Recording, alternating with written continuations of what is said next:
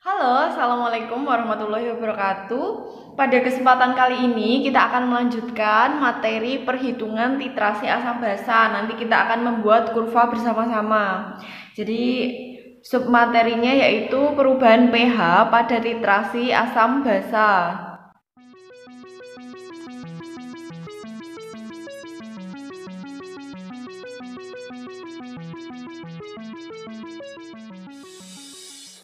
Kamu tentu tahu kalau misalkan asam, jadi ada asam, kamu tambahkan basa, nanti asamnya ini pH-nya kan kecil. Ketika dia ditambahkan basa, maka pH-nya akan naik gitu ya. Karena kan asam itu pH-nya kurang dari 7. Kalau misalkan nanti sampai basanya ini yang lebih banyak daripada asamnya, jadi penambahan basanya sangat banyak, nanti lama-lama pH-nya akan lebih dari 7. Jadi pH-nya akan naik. Jadi kalau asam ditambah basa ini membuat pH menjadi naik. Sebaliknya, kalau misalkan kamu punya suatu larutan basa, kamu tambahkan larutan asam, maka pH-nya itu akan menjadi turun. Penambahan asam itu akan membuat pH menjadi turun. Jadi di sini ada perubahan pH jika asam ditambah basa atau basa ditambah asam. Jadi pH-nya akan naik atau akan turun. Yang menyatakan perubahan pH pada titrasi asam dengan basa atau sebaliknya pada titrasi basa dengan asam itu disebut kurva titrasi. Jadi pengertian dari kurva titrasi ini kurva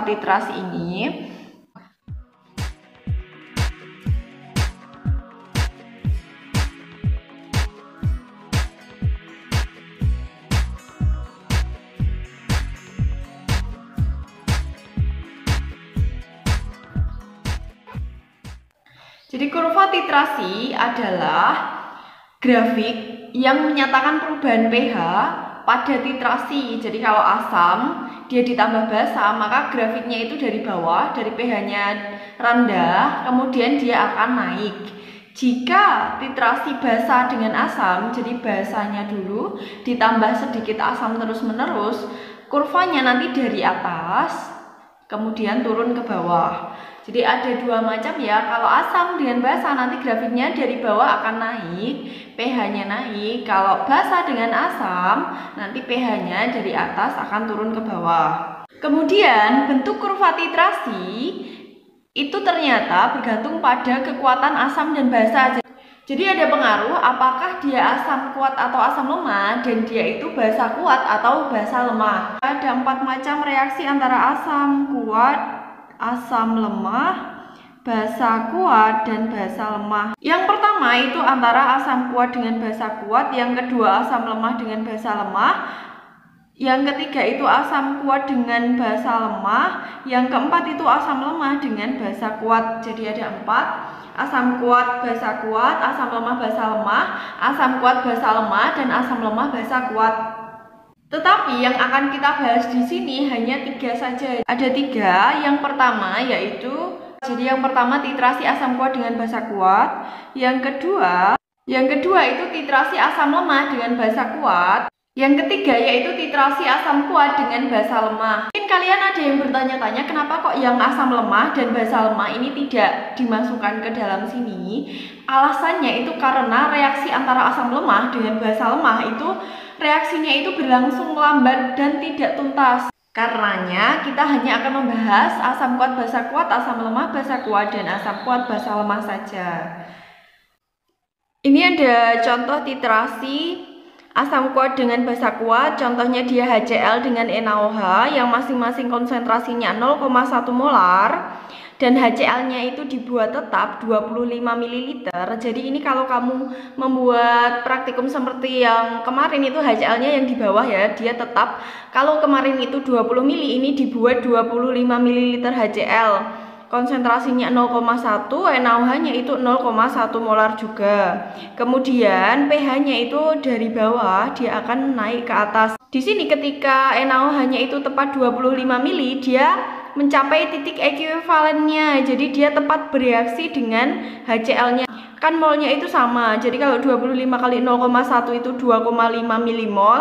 Ini NaOH 2,5 milimol ketika volumenya juga 25 ml. Jadi ketika volume NaOH-nya 25 ml, dia akan mengalami perubahan pH yang sangat drastis sekali di sini, dan dia mencapai titik ekuivalen atau titik ketika dia tepat habis bereaksi. Karena dia perubahan pH-nya itu drastis antara sekitar 4 sampai 10, maka kamu bisa memilih indikator asam basa yang mempunyai range pH sekitarnya itu. Jadi kamu bisa menggunakan BTB, MM, phenolphthalein. Jadi kamu bisa pilih salah satu. Dia selama masih di garis ini, maka memenuhi kriteria sebagai indikator asam basa yang tepat untuk reaksi antara asam kuat dengan basa kuat. Dapat pH-nya tadi dari mana? Kamu harus menghitung satu-satu. Kita coba untuk menghitung perubahan pH pada titrasi asam basa yang pertama dulu. Jadi dia campuran dari asam kuat dan basa kuat. Yang pertama, kita akan mulai dengan titrasi antara asam kuat dengan basa kuat. Jadi misalkan di sini asam kuatnya kita menggunakan HCl, basa kuatnya kita menggunakan NaOH. HCl di sini saya buat konsentrasinya itu 0,1 molar, NaOH-nya juga sama, dia konsentrasinya 0,1 molar. Kemudian HCl-nya ini saya masukkan ke dalam Erlenmeyer sebanyak 25 ml. Jadi di sini 25 ml HCl. NaOH-nya itu yang ditaruh di buret, jadi dia yang kerannya dibuka secara perlahan. Kemudian kita akan menghitung perubahan pH-nya. Jadi kita akan mencari kurva titrasinya bentuknya seperti apa. Kita akan menggunakan volume HCl sebanyak 25 ml. Kemudian kita akan menghitung volumenya NaOH setiap 5 ml. Jadi setiap penambahan 5 ml berarti dia nanti dimulai dari 0 ml dulu, kemudian jadi 5 ml, kemudian jadi 10 ml, 15 ml, 20 ml, 25 ml, 30 ml, 35 ml. Kemudian kita bisa mengira-ira bahwa nanti titik ekuivalennya itu di volume 25 ml. Jadi pada volume 25 ml ini nanti akan terjadi perubahan pH secara drastis. Karena kan milimolnya jumlahnya sama. Jadi kita tambahkan perhitungan di sekitar 25 ml ini, kita buat tambahan daripada 24 ml dan 26 ml. Jadi sebelumnya dikurangi 1 dan sesudahnya ditambahi 1 ml agar terlihat jelas bahwa pH-nya itu berubah secara drastis. Karena dia reaksi antara asam kuat dengan basa kuat, maka kita reaksikan dulu antara HCl dengan NaOH, nanti hasilnya jadi garam plus air. Jadi HCl plus NaOH nanti menghasilkan garam NaCl plus H2O.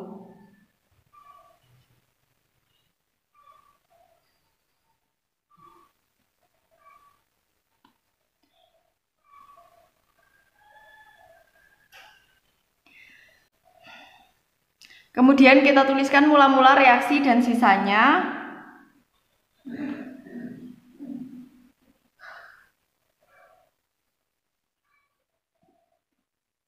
Di sini dikurangi, di sini ditambah. Terus ini belum ada di mula-mula di bagian NaCl dan H2O-nya belum ada.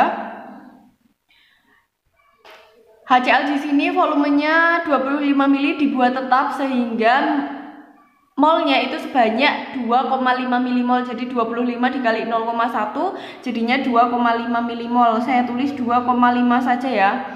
Kemudian NaOH-nya kita mulai dari yang 0 ml dulu. Ini yang pertama.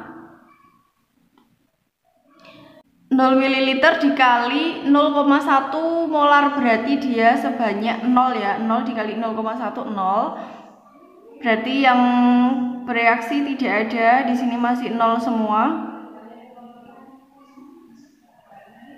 Di sini hanya ada 2,5 ml. Berarti pH-nya dia cuma menggunakan HCl aja. Berarti pH-nya kita hitung pakai rumus asam kuat aja. Berarti konsentrasi H+ itu sama dengan A dikali Ma. Jadi karena dia tidak bereaksi dengan basa kuat, A-nya ini 1, Ma-nya itu tadi 0,1. atau 10 pangkat min 1 berarti pH-nya sama dengan 1. Jadi pH yang pertama itu 1, kemudian yang kedua itu yang 5 ml.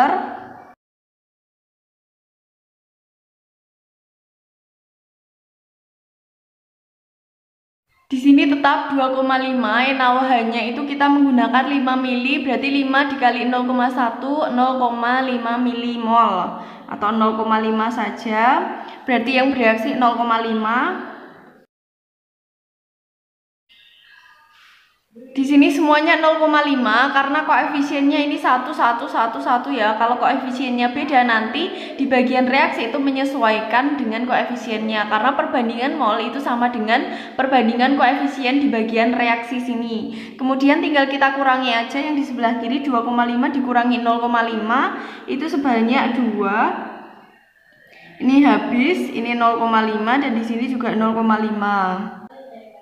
Ingat kalau sisanya itu HCl, sisanya itu asam kuat, maka kita menggunakan rumus asam kuat juga. Jadi rumusnya itu H+.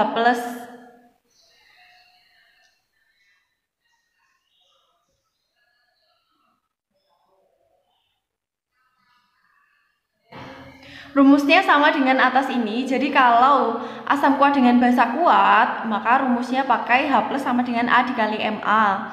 Kemudian Ma-nya ini agak berbeda dengan yang atas tadi, kan kita langsung karena NaOH-nya itu masih 0. Kalau NaOH-nya ada, berarti kan volumenya itu sudah volume campuran. Jadi NaOH-nya sudah dimasukkan ke situ. Berarti volume campurannya itu 25 tambah 5. Jadi awalnya di sini 25 mili, NaOH-nya itu 5 mili, kemudian NaCl-nya ini ketika dicampur menjadi 30 ml. Jadi kita harus menggunakan volume totalnya.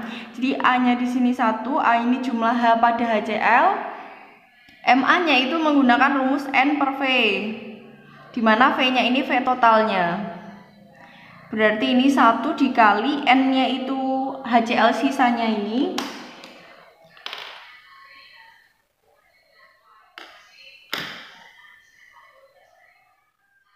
Volume totalnya itu 30 ml.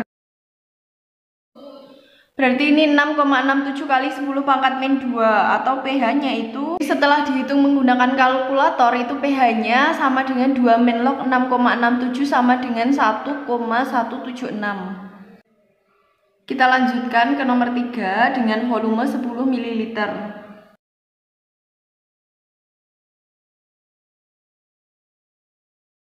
Di sini tetap 2,5, kemudian dengan volume 10 ml maka molnya itu 10 dikali 0,1 sebanyak 1 milimol. Di sini saya tulis 1 aja. Sisa HCl-nya sebanyak 1,5 sehingga kita hitung saja. Di sini konsentrasi H+. Sama ya, A dikali Ma, langsung aja saya tulis A dikali N per volume total.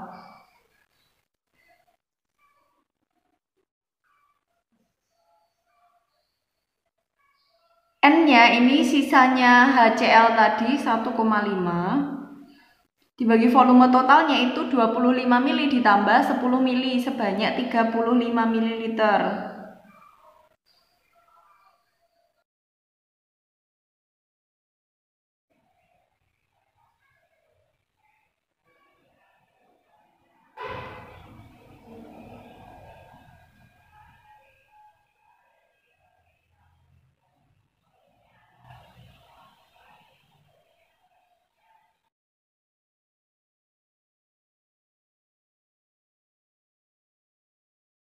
Jadi ketemu pH yang kedua itu 1,368. Kita lanjutkan ke perhitungan yang nomor 4, itu 15 ml.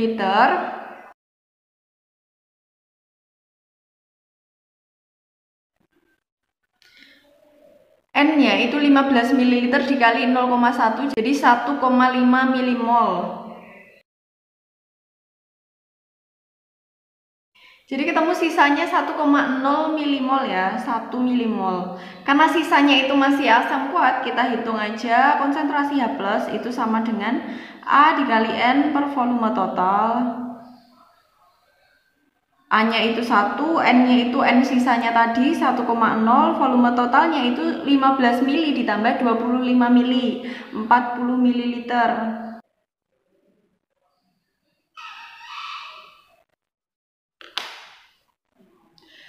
H plusnya ketemu 2,5 kali 10 pangkat min 2 sehingga pH-nya itu sama dengan 2 min log 2,5. Hasilnya menjadi 1,602. Kita lanjutkan ke yang nomor 5, itu yang volumenya 20 ml.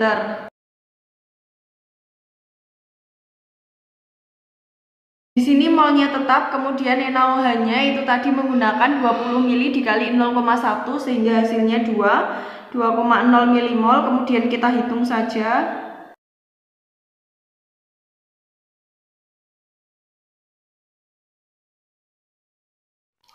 N-nya menggunakan sisa HCl-nya 0,5.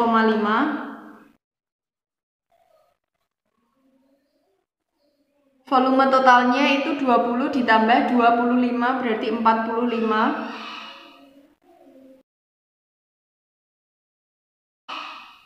Dikali 10 pangkat min 2. Hasilnya 1,1111. Setelah dihitung pakai kalkulator, ternyata hasil pH-nya itu sama dengan 1,955. Kemudian kita lanjutkan yang ke-6. Kita menggunakan yang nomor 6, 24 ml.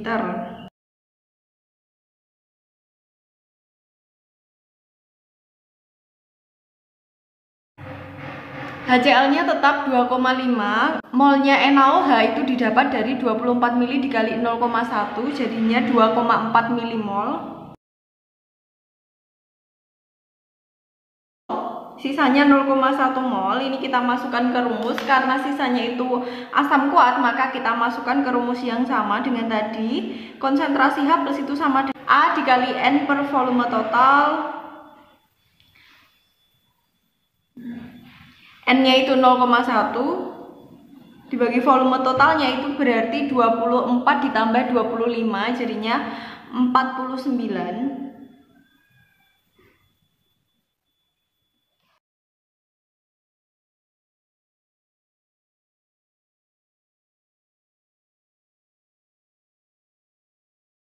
Setelah dihitung menggunakan kalkulator, pH-nya hasilnya 2,690.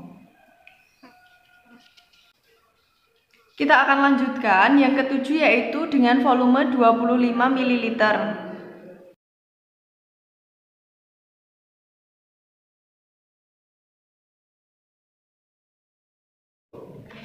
Ini seperti tadi, kemudian volumenya 25 ml dikali 0,1 sehingga molnya itu 2,5 milimol. Kita tuliskan di sini sama 2,5 milimol. Karena sama, maka ini habis bereaksi semuanya, tidak ada sisanya. Karena tidak ada sisanya, maka ini disebut titik akhir titrasi atau titik ekuivalen, yaitu ketika HCl dan NaOH itu keduanya tepat habis bereaksi. Karena tidak ada sisanya, maka kita menggunakan garam NaCl. Ingat, kalau ada asam kuat ditambah basa kuat, keduanya itu habis, garam yang dihasilkan itu garam netral, sehingga pH-nya itu pasti sama dengan 7. Kenapa sama dengan 7? Karena HCl-nya ini sudah dinetralkan dengan NaOH-nya. Jadi HCl itu kan memuat H+, NaOH itu memuat OH-, ada ion OH-nya. Ketika H+ ditambahkan OH- dia menghasilkan H2O. H2O sehingga ketika jumlah H+ sama jumlah OH-nya sama, nanti dia sifatnya jadi netral. Ketika H+-nya yang lebih banyak nanti sifatnya jadi asam. Ketika OH-nya yang lebih banyak maka nanti sifatnya jadi basa.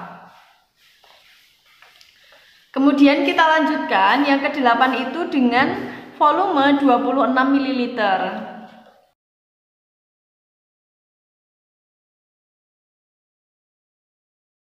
Dengan volume 26 ml, maka molnya itu 26 dikali 0,1, 2,6 milimol. Berarti di sini 2,6 milimol. Berarti yang kita tulis di bagian reaksi itu yang paling kecil yaitu 2,5. Jadi semuanya 2,5. Di sini 2,5, ini juga 2,5 semua. Ini habis, di sini sisa 0,1 milimol. Tapi karena yang sisa itu basanya, NaOH-nya, maka kita menggunakan rumus OH-. Jadi karena NaOH ini basa kuat, maka rumusnya itu sama dengan OH- sama dengan B dikali Mb. Dimana B-nya itu jumlah OH-nya ada 1, Mb itu rumusnya N per volume total karena dia sudah campuran. Jadi volume total campurannya harus dihitung, berarti ini 1 dikali N, ini N sisanya 0,1. Volume totalnya itu tadi 26 ditambah 25 berarti 51.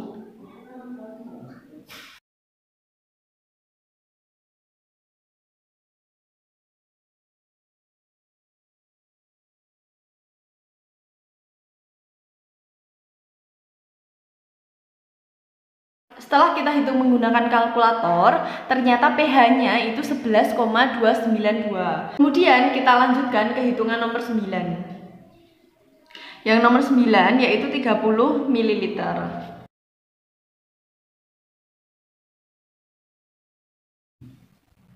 Di sini sama 2,5 milimol.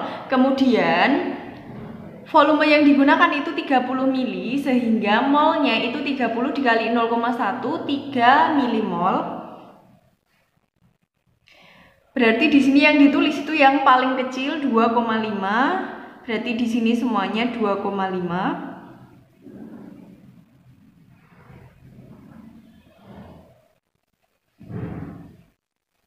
Karena yang sisa itu NaOH-nya, basanya, maka kita menggunakan rumus OH- seperti tadi, sehingga OH- itu sama dengan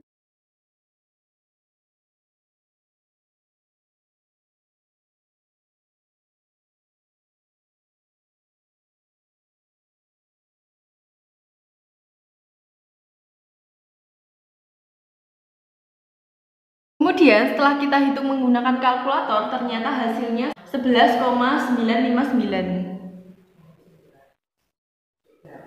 Kita lanjutkan ke perhitungan yang terakhir, yaitu ketika volumenya 35 ml. Di sini yang ke-10.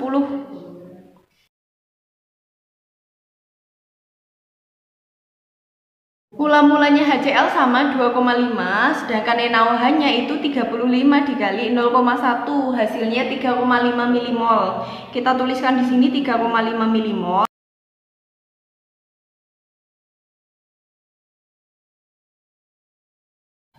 Kemudian kita menghitung konsentrasi OH-nya karena di sini yang sisa itu basa kuatnya. Rumusnya itu konsentrasi OH- sama dengan B dikali N per volume total. Sama dengan 1 dikali N-nya itu sisanya tadi 1. Volume totalnya itu 35 ditambah 25, 60 ml.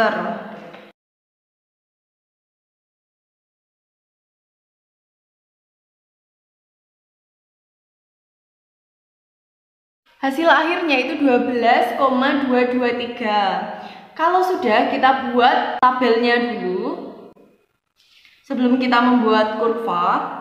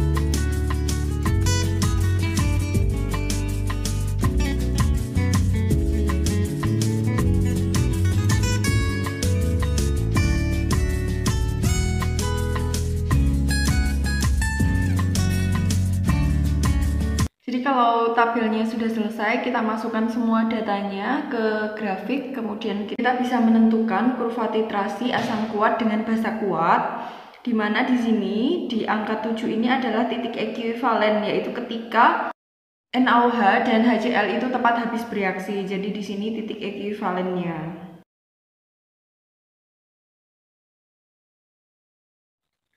Jadi kamu bisa memilih indikator asam basa yang ingin kamu gunakan.